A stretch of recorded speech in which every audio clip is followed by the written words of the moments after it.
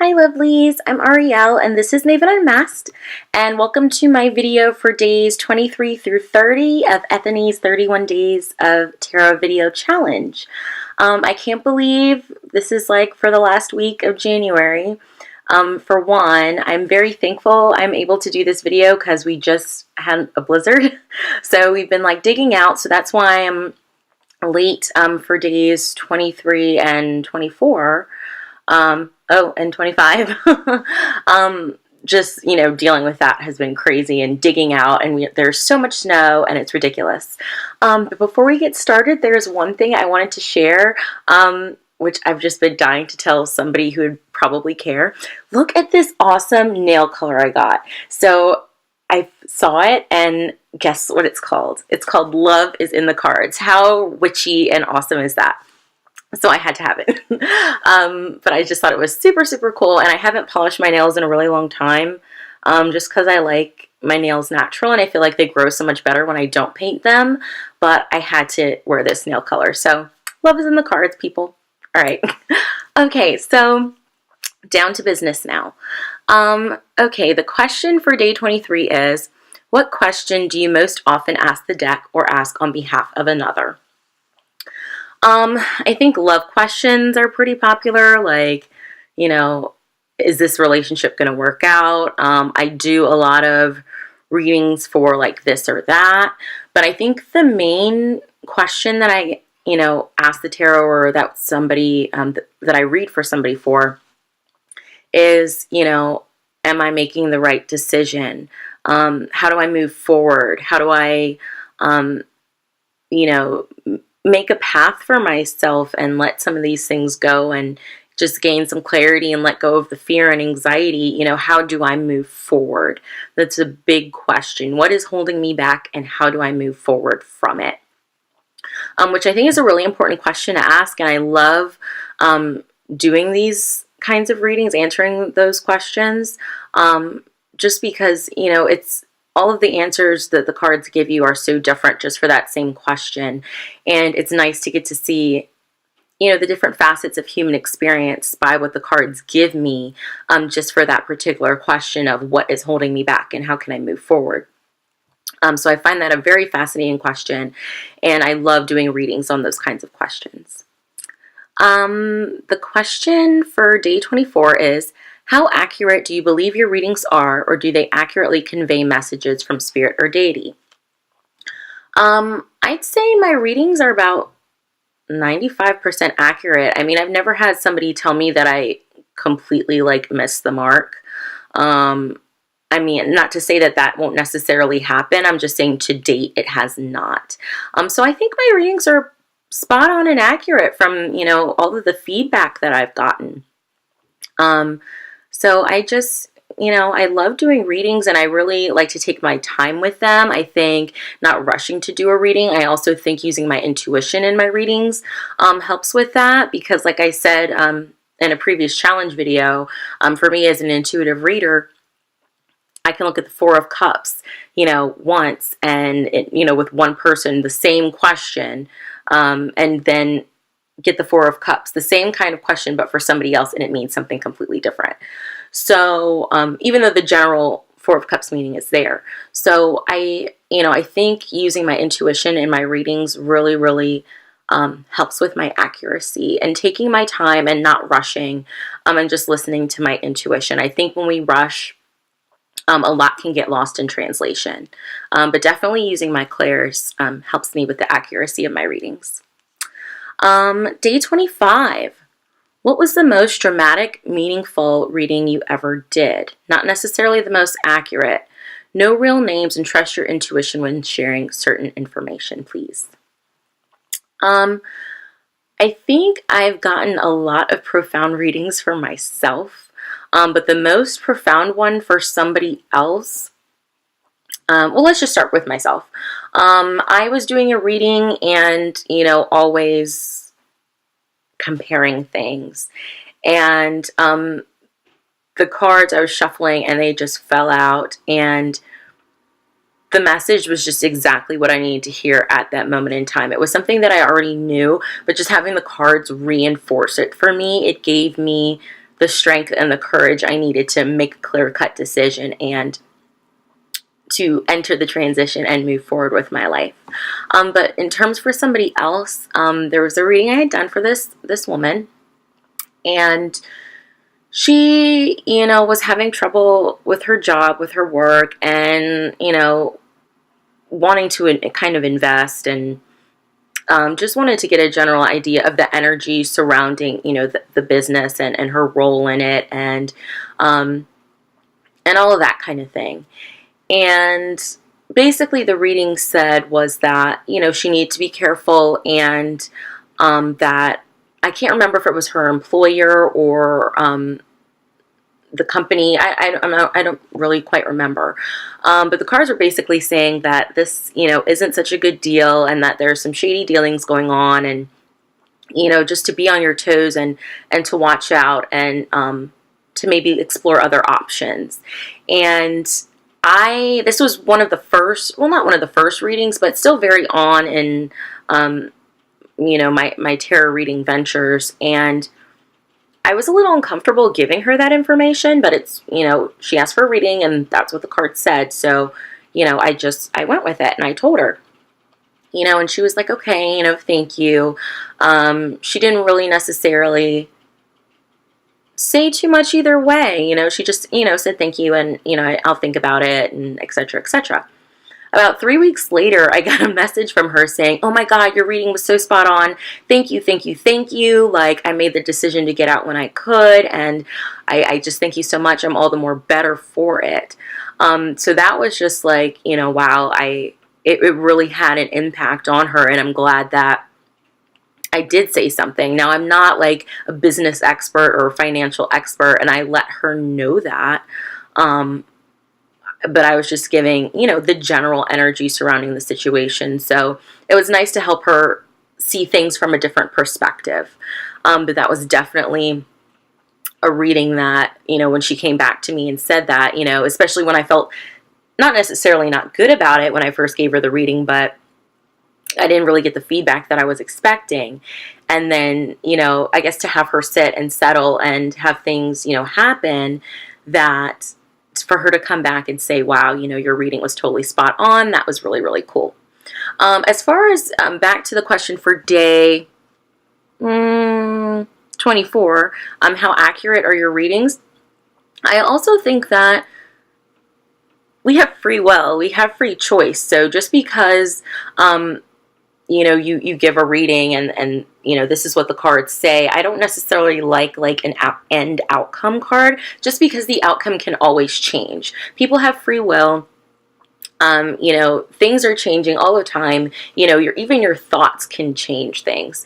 So, that's just kind of, on the accuracy, part of it, that people have free will and things can change. The tarot is just kind of a guideline for saying maybe this could happen, or as of right now in this moment, this is a possibility or a likely outcome. But yeah, I just wanted to throw that tidbit in there. Okay. And does it accurately convey messages from spirits and deity? I believe so. I use tarot a lot and oracle cards a lot to communicate with deity. I do communicate with them in meditation and with my guides in meditation, but sometimes if my brain and my mind is just so jumbled up, I like to use the tarot as a way to communicate with them and just get a plain message, like this is what it is. Okay. Day 26. Have you ever regretted a particular reading, either for yourself or another? I don't think so. Well, I take that back. I won't say that I regretted the reading. I'll say that maybe I was too eager to give them a reading. I think that, this was a friend of mine, and, I was learning, and I really, really just wanted to read for them. But they were like, sure, whatever. But then during the reading, they weren't so receptive to the message. And I think it's because it was something they weren't ready to hear. And I had kind of, pushed that I really wanted to read for him. This was a long time ago. and learning, those boundaries, and that don't read for someone unless they're ready, because they won't be ready to receive the message, even if it's something they really need to hear. And, you may not feel so good if, you just gave them this bomb reading and they're just not open to receive it. I think that's why it's, important to, know your ethics and your guidelines, and let somebody know, ask your client what they're expecting out of a reading. And then, you determine from that, the response, if you're the right reader for them. I have, told people that, I don't read for those kinds of questions, or I don't think maybe they're ready for a reading with me, or direct them to someone else.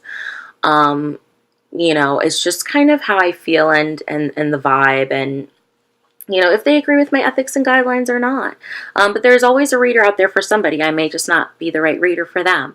But I think, having those ethics and guidelines set up, having that dialogue with your querent is really, really important, and can help you not get to that point where you do regret the reading.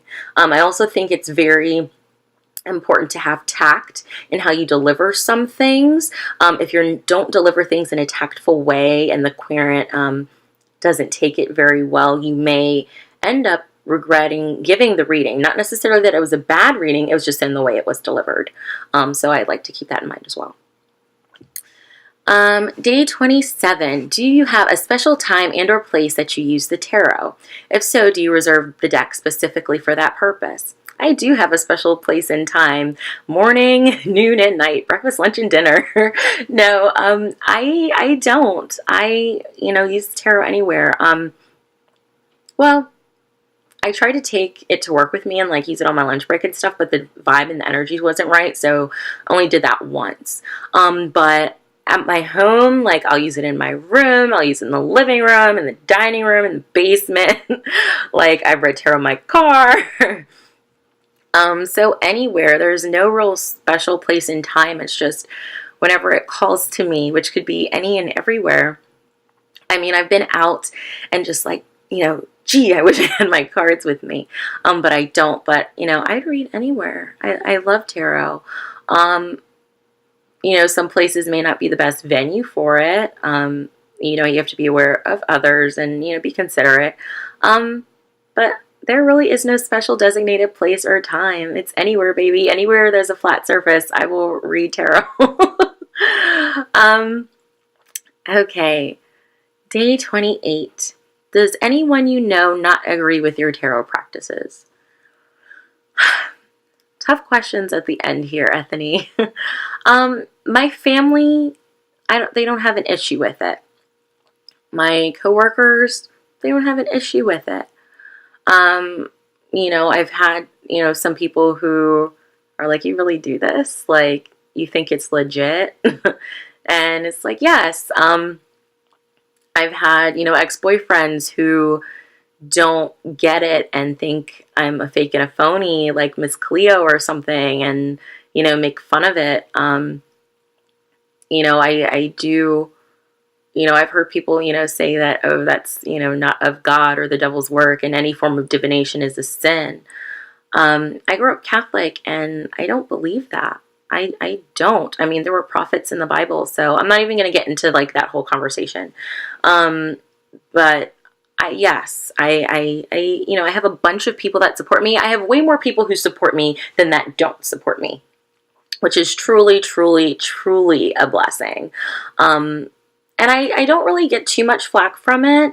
I'm just, very careful with who I speak to about it. If I know, for example, if my brother is, totally not, with it, and, thinks it's a sin, or that, it's not of God or of the light or whatever, then I'm not going to talk to him about it. I mean, why would I get myself all upset and even add more to that tension?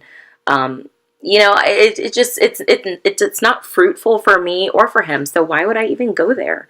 If somebody's not going to appreciate it, why waste my breath and have them suck the joy out that it gives me, and have to go on the defensive and all of that? I don't need to prove it to anyone. it's shown me so many magical things and possibilities that I know it's real, and I know it's of God, and I know it's the universe and my angels and my guides speaking to me. Like, you know, it's the goddess speaking to me. Like, it's everything speaking to me. So I don't need the validation from somebody else or the approval for somebody else.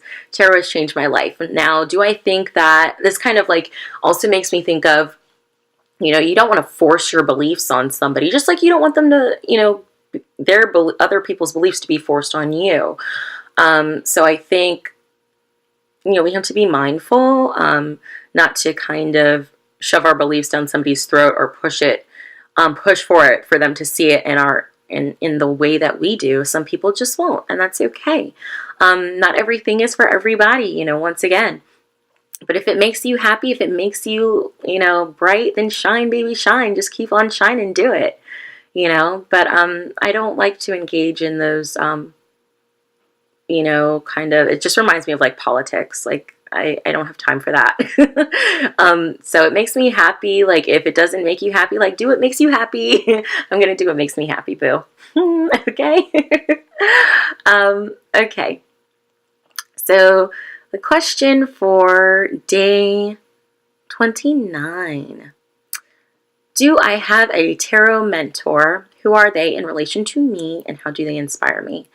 I do not have a mentor for tarot. I learned completely on my own. Hasn't been like an easy road, that's for sure. I started out trying to look for a mentor, but just the area that I'm in, there's really like not too much. So, you know, if anything at all, so it was really, you know, hard figuring out the right resources and learning it on my own. It would be cool to have like a mentor, but I don't have one. I'm my own mentor at this point, I guess. Now, I do have tons and tons of people who inspire me in the tarot community. For one, Ethany for creating this beautiful challenge. Someone else who's in this challenge, Elise from Wild Moon Tarot. I love you. You're so cute and so sweet. I love, love, love. Oh, this woman has my heart, and she is like everything. Kelly Ann Maddox of the Four Queens. I love her. Like, I'm obsessed. Like, I love her so much. She's so funny and so witty, and really is just like gets you deep in your gut. And I started learning tarot by watching her Tea and Tarot and Tarot, you know, 101 kind of videos on her YouTube channel, and they're tremendous help. And even every now and again, I'll go back and watch some of those. But I love her. She is a doll. I adore her. Also, Vix from New Age Hipster. New Age Hipster. She's awesome too, and such a sweet girl, and you know, just always so willing to help and be out there in the community. She inspires me to just like let my hair down and have fun. Who else? Benabelle Wen, you know, who's written Holistic Tarot. That book is an academic feat. That is a tremendous book and tremendous accomplishment. So kudos to her for that. She's always putting out great resources. Who else? Gosh, I had a whole bunch of people. Oh, Barbara Moore. I love Barbara Moore. She's awesome, awesome, awesome. And I feel like I'm missing someone. Am I missing someone? I feel like I'm missing someone. Maybe I'm not. I can't think right now, but for the purposes of this video, that's enough. I've named enough people. But all of those women, you inspire me so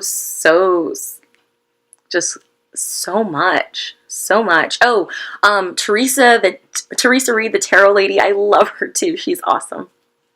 Awesome woman. Been doing this for so long. She's fantastic. But yeah, I'm hoping to go to the Reader's Studio in New York this year in April. It would be my first tarot conference, and I really, you know, would like to meet others in the community face to face and like take some workshops and some classes. So, you know, that would be a gift to myself. Even though I don't have a mentor, that would be a way I can, you know, partake in that. So that's a goal for 2016. And the question for day 30. Well, no, let's back up. So how do they inspire me? Kellyanne Maddox, you inspire me to be free and be myself, and to just like be my witchy self and just do it, and not be afraid. And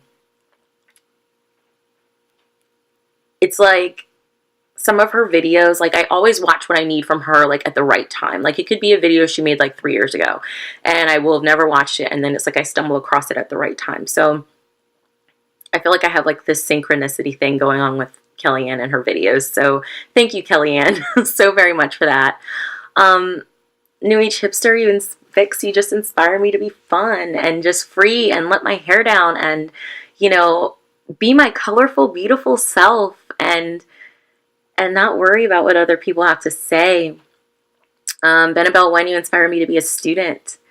And Teresa, the tarot lady, you inspire me to be a teacher. And Kellyanne, you do the same for me in that regard as well, to teach. So it's just been, I'm just so happy to partake in this community and, meet some fabulous people and speak with some fabulous people. And, it's important to let them know what they do for you. So I just want to get that out. Okay, sorry. Okay, day 30. Do you practice any other forms of divination? If so, what is it? And do you use them alongside the tarot as to gain more information and insight, or something separate entirely? Okay, we'll start with crystals. Like, I am a crystal crusher, like a gem jiver, a rock, lover. I'm a rock hound. I love crystals and gems. I was the kid he used to carry around like Ziploc bags full of rocks because I love stones. And I don't know if you could really call this like divination, but if I'm feeling, a certain way, or there's something I want to accomplish, like what I used to do my research on my stones and like go in and get them. But every once in a while, I'll feel the need to just drive to my metaphysical store. Don't even like worry about what kind of crystal, I want to use or anything. And just walk around and find a crystal that calls to me. And oftentimes I'll pick it up and I'll look up the meaning, and it's something that I need. So in that regards, I use crystals. I also use crystals in my readings, tying them up together like rose quartz and maybe like chrysocolla, that kind of thing. If it's like a female empowerment, women's self-love kind of reading. Citrine and green aventurine for a business reading, that kind of thing. What else do I do? Runes. I've made my own runes. It was a long process. It was really fun. So if you're into the whole Nordic thing, then I would encourage you to make your own Futhark runes. They are awesome and so fun. I'm not like a pro at it. I don't use it like all that often. But it's definitely something, I have the time to do it now. So that's definitely something I'd like to look into way more. I'm really starting to get into the whole Norse mythology thing, and it's really, really speaking to me right now. So I definitely want to go back to picking up those runes. I've also scryed. Even before I read tarot, I got a scrying mirror. I was trying to work on my clairvoyance and, working with that. And I'm definitely not a pro at scrying, but it's fun and I still need to work on it and try it. So if you're interested in scrying, I encourage you. Like, it's, it's work, but I'm sure it will be rewarding in the end. It's something that I love to do, and it's something so organic and original witchy. Like, I love it. So that's something that I definitely, again, with, studying the runes, I'm definitely going to work on my scrying some more. I don't use shells or bones or anything like that for divination. Is there anything else that I do? I'm not too sure. I mean, I read like crystals, like I can scry, using crystals. That's fun. Smoke scrying, that's fun.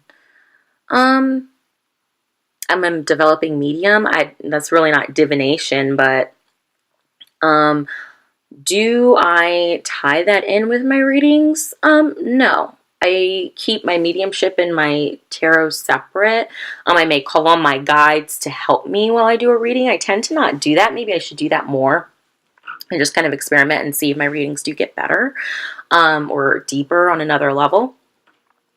But no, in my mediumship and using my clairs and everything, it's kind of separate from the tarot. Now I'll use oracle cards in my tarot readings. Again, like I said, I'll use crystals, candles, but that's not really divination either. It's like spell work and stuff. So no, I guess I just answered the question. But yeah, so that's days 23 through 30. We have one more day, guys. Oh my God. This has been so fun, and I really don't want it to end. I'm having a blast, like a total out of this world experience. Just a total blast.